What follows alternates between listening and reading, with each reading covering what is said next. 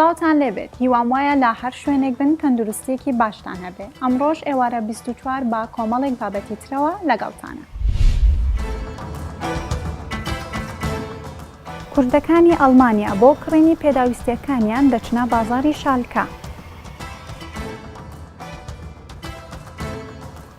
زیاتر لە 100 خێزانی ئاوارە و کەم دەرامەت لە مزگەوتی شێخی چۆڵی نان دەخۆن.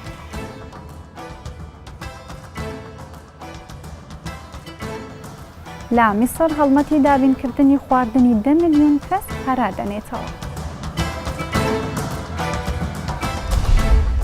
لە کەمپی دۆمیزی پەنابەرانی کوردانی ڕۆژئاوا کە زیاتر لە 35,000 پەنابەری لێ نیشتەجێن کارگەیەکی تایبەت بە دروستکردنی شرینەمەنی لە مانگی ڕەمەزاندا کراوەتەوە.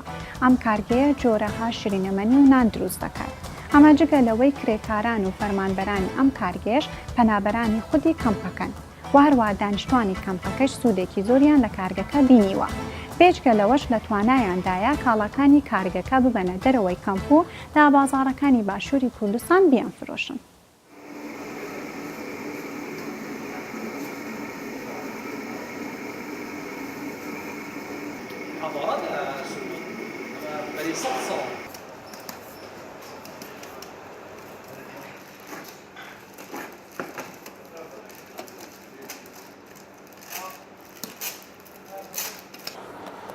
دەستپێکاوی ناکەم ئەم دگەینی هەبیر ئەم دکن عجانێ دەکەن پشترا ئەم قەتع کنتێنن سەر بێ تاولێ دکنە قەت و قەتع باسە و پشترا بە ناکە منە ئەم کۆنجی دکن پەهان دەکەن ئەوە ئانوکە نوعك درست ویە دەخنە بەرا چکێدا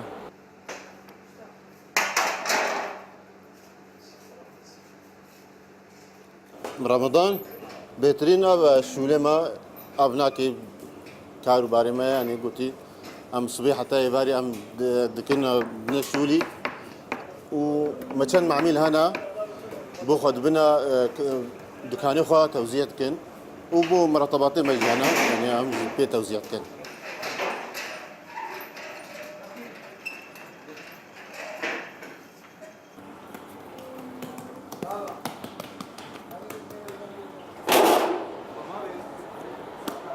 تا خورما بێنە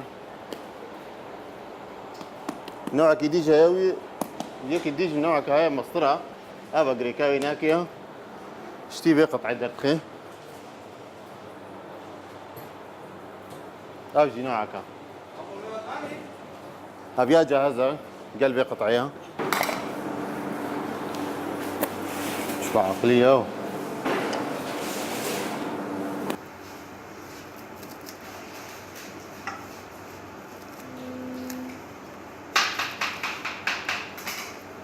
روجا رمضاني أبناني رمضاني أبنان جميج الجمل السوري هبو وخلق مني روجا بشكل عام سوري كيف هو فينا نيرته وعلى أغلب سيربي وأنا بسير فينا دفترن يعني وقت بيجي أبنان كي كيف نجمع مها روجا قال لك عالم حجة كيني وأفجامي هان تسوي كاري هان كاري باقشة وتعملها يخشه ومعملها يجرا يخشه وأذى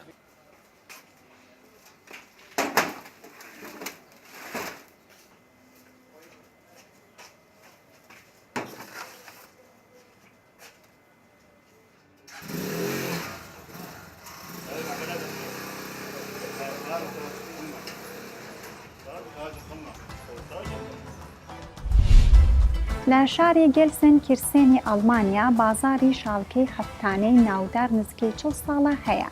ئەم بازارە ڕۆژانی شەممە کەلوپەلی پێداویستی کوردانی ئەم ناوچەیە دابین دەکات و هەروە زۆربەی کەلوپەلەکانی ئەم بازاڕەش ڕۆژهەڵاتین. بۆ کەسانێکیش کە سەردانی ئەم بازاڕە دەکەن و زمانی ئەڵمانی نازانن کێشە نابێت لەبەرەوەی دوکانێک هەر پەیدا دەبێت کە بە زمانی دایکیان قسە بکات. هەموو ڕۆژێن شەمبیان هەمە بازارە شالکەیە باژارێک گلزن کرشنی ئەڵمانیا تێ بازارێک و بە هەزارێن فرۆشیار و کریاران ji tevaya cîhanê têdene û di navwan de jî Kurd. Ev corên bazaran bi firoştina kelûpelên navmal li gor kultura rojhilatiyî bi navûdengin. Xalid jî ev dema 7 salane karê firoştina perdeyan dike. Bi vê bazarê jî dilxweş e. يعني تشتي وياك تشتي مثلا يمي ملتي ما كردان عاداتي من تقاليدي من الجلي ما بن فراغي ما بن اكسسواراتي مالي ما بن غرادي ما بن خانيه ما بن پردي ما بن يعني هر تشتي مالا الفيديو كي بيدت بيجبر غرادي مالا ما كلوكتورا ما يعني موديلاتي ما ديكوراتي ما نوك اي المانا نجبرولو افتشتي ما اي كردات داخصني ما جهبن لفي بازاري هرتش لفي بازاري هي تابي في اتي وانجي بيچكي يعني ارزانترنج مغازا بيچكي ارزانترنجي بازار شالکی اکونیزی 40 سالی وی هیا همو تشتین لی به هرزان بازار تیناز کرن. پرده، مافور، برک و پیداوستین خوارنگاه روجهلاتی و جلوبرگن لگور خواستکن کردانجی تیدهنا. کسیم به زمان آلمانی جی نزانن دکارن دکاندارن جهف زمان خواه ببینن. اره بخاطر بازارا انه آیا که ارزانه تشتن خاطر دا قال لك ارزان ام دارنا سوقادن قال لك بهانه البدري دراي بخاطرنا جبر تشنا ارزانن تشتي ديان بنا ورات جيت يعني تشنا قشت دا هنا وتقريبا كبي عيني نفسي تشتي الجامعه السوري هابون مثلا العراقي هابون ام نوع تشتي كي بيجن فردا مثلا فردانا البدري دينا من فرجي دبيدن جبر کو باجا حکومت و خارجیه خدمتگزاری و کارکران لبازار کیمه بگومان بهای کلوپلانجی کم دبه. هوش بو گلک کسان بویا جدرا سرکه یا جیانی. نەخۆشی ڕۆماتیزم و هەڵکردنی جومگەکان یەکێکن لە نەخۆشیە درێژخایەنەکان. لەوانەیە بەهۆی بەڕۆژوبوون و لە ڕێنمایی پزیشک توشبوانی ئەم نەخۆشیانە تووشی گرفتی تەندروستی ببن. پسپۆڕێکی نەخۆشیەکانی جومگە و ڕۆماتیزم بۆ ئەم مەبەستەش ڕێنماییە تەندروستیەکان دەخاتەڕۆ.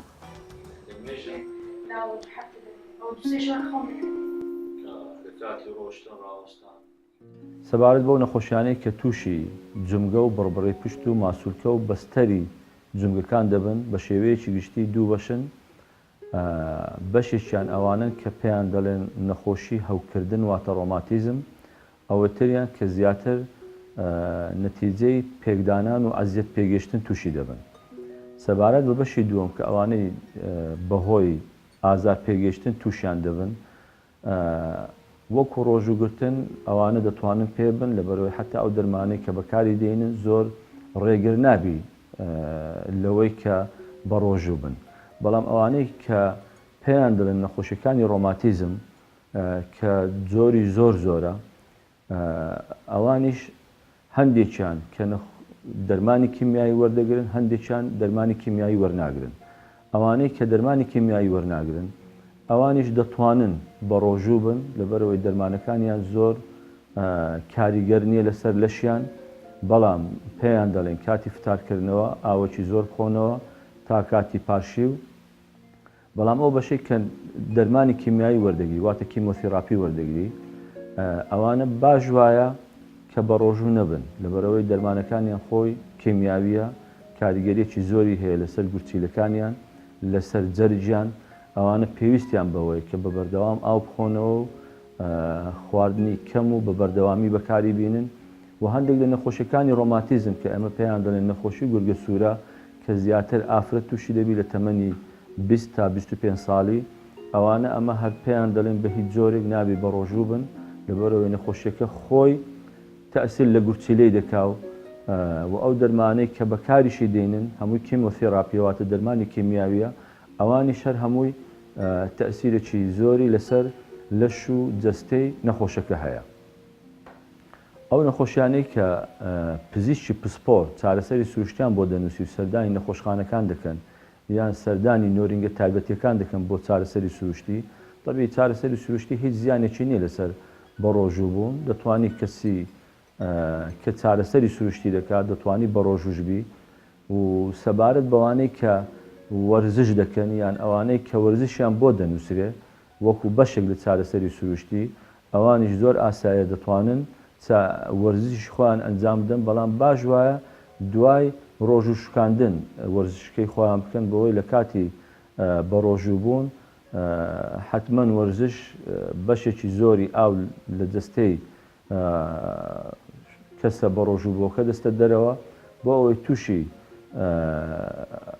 ئەوە نەبێتن کە ئاو لە جەستەی نەمینێ، ئەمە پێیان دەڵێن باش وایە بە شەو دوای ئەوەی کە ڕۆژوو دەشتێنن وەرزشی خۆیان ئەنجام بدەن. مانگی ڕەمەزان لە کۆسۆڤۆ ژیانی خەڵکی پێچەوانە دەکاتەوە. باجۆرێک کە ڕۆژ دەبێتە کاتی پشودانی کاسبکاران و زۆربەی کافتریاکان، بازاڕەکان هەتا ڕێستورانتەکانیش دەرگاکانیان دادخن. بەڵام بە پێچەوانەوە شەوان تا بەیانی ئەم بازاڕ و شوێنە گشتیانە دەرگاکانیان دەکەنەوە و پێشوازی لە هاوڵاتیانی کۆسۆڤۆ دەکەن. لە سەرجەم وڵاتانی ئیسلامی و بەشێک لە وڵاتانەی کە هاوڵاتی ئیسلامی تێدا نیشتەجێیە مانگی ڕەمەزان پیرۆزی و تایبەتمەندی خۆی هەیە. کۆسۆڤۆ یەکێکە لە وڵاتانەی کە لەم مانگەدا تەواوی سیستەمی ژیانی ڕۆژانەی هاوڵاتیان گۆڕانکاری بەسەر دێت. مێژووی ڕەمەزان لە کۆنەوە دەگەڕێتەوە بۆ هاتنی عوسمانیەکان لە ساڵی 1455 زاینی بۆ ئەم ناوچەیە. چونکە عوسمانیەکان دوای خۆیان کاریگەری زمان و ئاین و کللتوریان بە دوای خۆیان دابەجێهێشت. بۆیە لەو کاتەوە تاکو ئێستا هەموو ساڵێک ئەم مانگە بەرز و پیرۆز ڕادەگیرێت لەلایەن هاوڵاتیانی کۆسۆڤۆ. و لە هەمان کاتدا جگە لە زمانی بۆسنی و ئەلبانی زمانی تورکیش قسەی پێدەکرێت.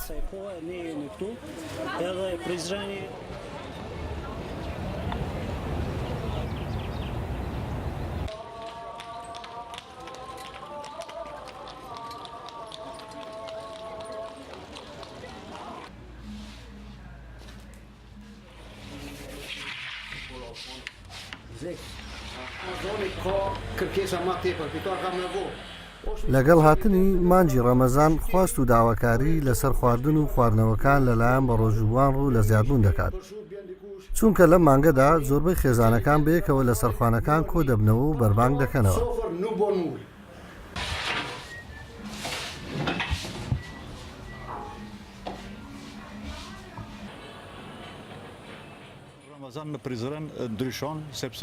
دەتوانین بڵێن ژیان لە مانگی ڕەمەزاندا بۆ ڕۆژوگران بە تەواوی گۆڕانکاری بەسەردادێت، چونکە هاوڵاتیان لەم مانگەدا زیاتر بە شەوان ڕوو دەکەنە دەرەوە. لە هەمان کاتدا زۆربەی چێشتخانە و کافتریاکان بە شەوان دەکرێتەوە بۆ زۆربەی ڕۆژوگران تا درەنگانی شەو ناخەون و بەیانیان درەنگ لەخۆ هەڵدەستن.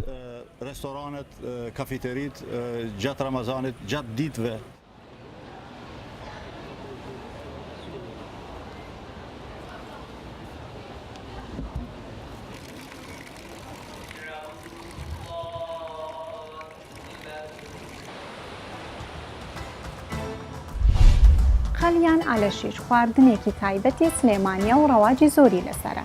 هەر بۆیە حەما ئەمیندارە پیشەی قەلفرۆشتنی کردووە بە پیشەی سەرەکی خۆی و نزیکەی زیاتر لە 25 ساڵە کاری فرۆشتنی قەل دەکات و لەبەر ئەوەی شارەزاییەکی باشی هەیە لە فرۆشتنی قەلی کوردی بۆیە ناوبانگێکی باشی لە سلێمانی دەرکردووە.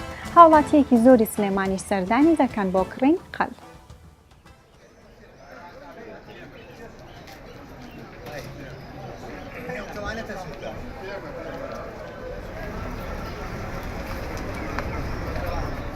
من ايشم قال ناو حاوم دارايا دكان ميلا شفت دكا قال انواع هي كردي هي مصلحه هي انواع قال هي بس من زياده قال كرديه في مصلحه شو بكان ولا نكا كجتماع هو كذا حد قال بس اجتماع زياده ولا هم شو بس في صار زياده مشان لا هم شنو كير لا شاباجر لا قراخو لا كركوك لا هم شنو كير تقدر سعر يتني الروش زين اجر زور بيت سعري دابة أجا كم بيستعلي بدي الإسلام ربع حظها زار يتبو جزء كده 20,000 22,000 بديها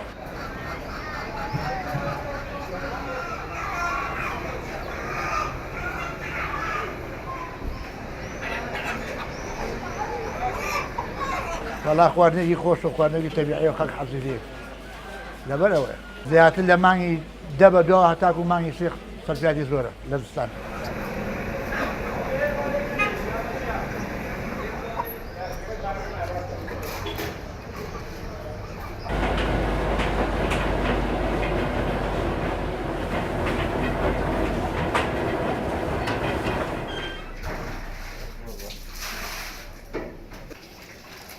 من ناو ماوکارات لێرەی شەکەمی شیەم قەلا قەلی کوردی جۆری قەل زۆرە ئەنواع قەل هەیە قەلەیە کوردیە قەلەیە مەسڵاحەیە قەلەیە شاوەرزیە جا قەلی کوردی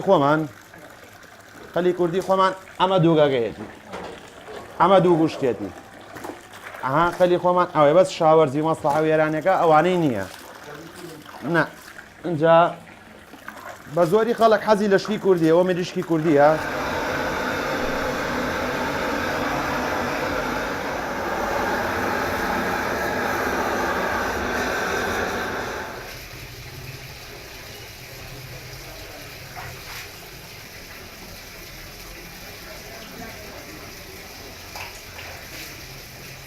وڵات بەعام خەڵک حەزی لێتی زۆر خەڵک حەزی لێت ئێستا بۆ نمونەوە قەلەوە مریشکی کوردیە وڵات جیاوازی زۆر ئەو چیلۆی بە ساقەلی کوردی خۆمان چیلۆی بە 7,000 ئەو چیلۆی بە 10,000 بە 8,000 بە 9,000 هەیە بە 5,000ش زیاتر لە 120 ساڵە هەموو ڕەمەزانێک خێرخوازانی شاری هەولێر بۆ بەربانگ خواردن دەبەنە مزگەوتەکان بۆ ئاوارە و کەم دەرامەتەکان. مزگەوتی شێخی چۆلی یەکێکە لە مزگەوتە دێرینەکانی شاری هەولێر. ئەم ساڵیش وەکو ساڵانی ڕابردوو کۆمەڵێک خێرخواز خواردن ئامادە دەکەن دەبەنە ئەم مزگەوتە و بەسەر زیاتر لە 100 خێزان خواردن دابەش دەکەن.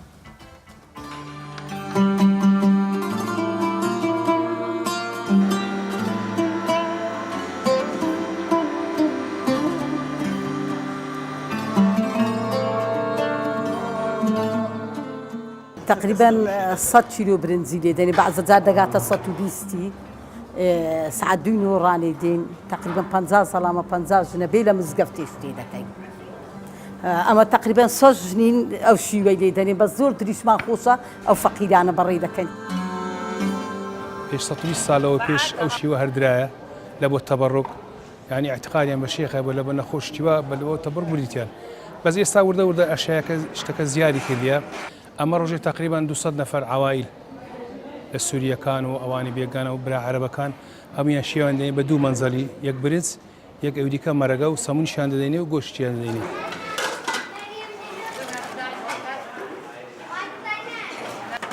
والله زور باشا همو تش باشا شيو باشا غوش باشا همو عالم ديلو خو خواردني دباو نفرق بيدو نفر بي وهي سي نفر هي عائله كامله همو ديلو خو خواردني دباتن برنزه و گۆشتە و مەرەگەی و هەموو شتەکە.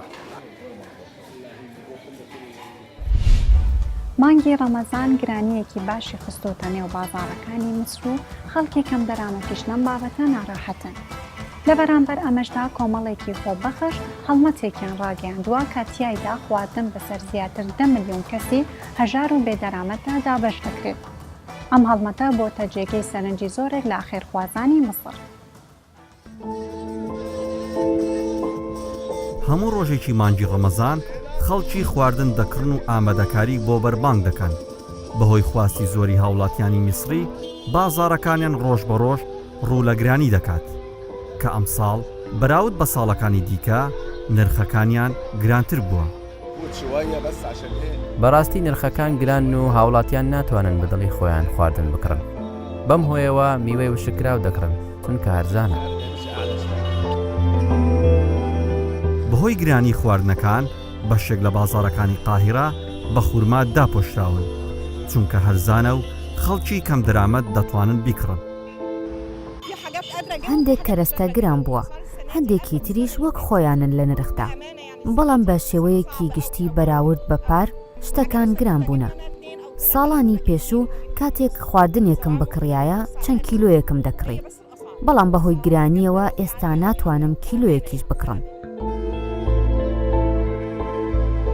بەشێکی زۆر لە هاوڵاتیانی میسری ناتوانن خواردن و کەلوپەلەکانی بەربانگ بکڕن.